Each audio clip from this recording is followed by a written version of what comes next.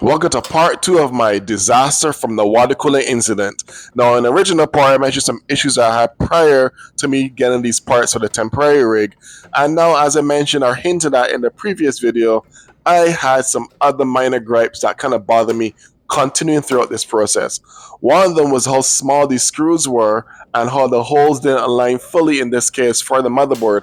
I don't know what the offset was, but it didn't I don't think they kind of buried the holes in the actual motherboard properly or evenly because I had to go in on an angle, then come up straight like a 90 degrees in order to get it centered so the screw could actually catch in the actual socket for the standoff.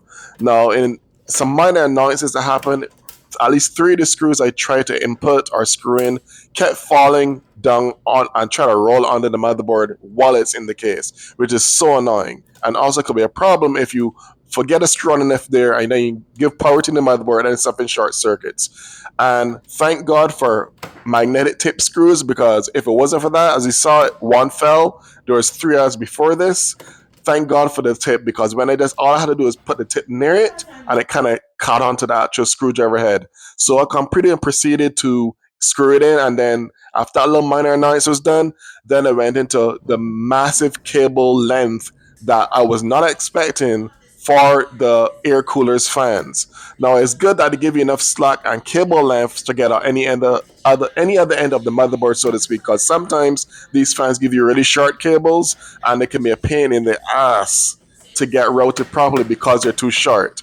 So thankfully, it's kind of like a double-edged sword because they give you proper length and the cables are not too big, but at the same time, the other obstacle I encountered while trying to route this cable, as you can see, I was trying to get it neatly underneath that actual fin stack on both sides for both cables, and it kept popping out and not staying in place. So I had to keep going around and going up and going down and going left and going right, just trying to see if we can find a spot that I can catch and stay permanently. Because even though it's an air cooler and it's probably going to be in my case and not going to really be big noticeable from outside looking in, I still kind of like some sort of neatness and tidiness of cable management. So my goal was trying to get it to stay at least under the big fin part that kind of curves out.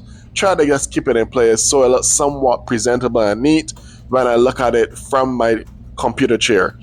Now, in addition to this other minor annoyance, thankfully I had barely enough clearance with the fans and the RAM sticks. So next up was some more cable routing, this time for the USB-C cable, which I seems kind of shorter than I remember, but it had been over 6 years at this point, so maybe I don't remember how short it was because it didn't have enough slack and it was kind of too short from what my experience was trying to play with it. Spent a whole 15 minutes just trying to properly route it, as you can see, trying to get it under the heatsink, whether to decide to do under the heatsink or under the motherboard itself, and it just keeps popping up. And then worse off, even when I think it's secure, any little sudden movement in that area or the case vibration, and it pops right back out of the socket. So that tells me or told me that wasn't secured properly.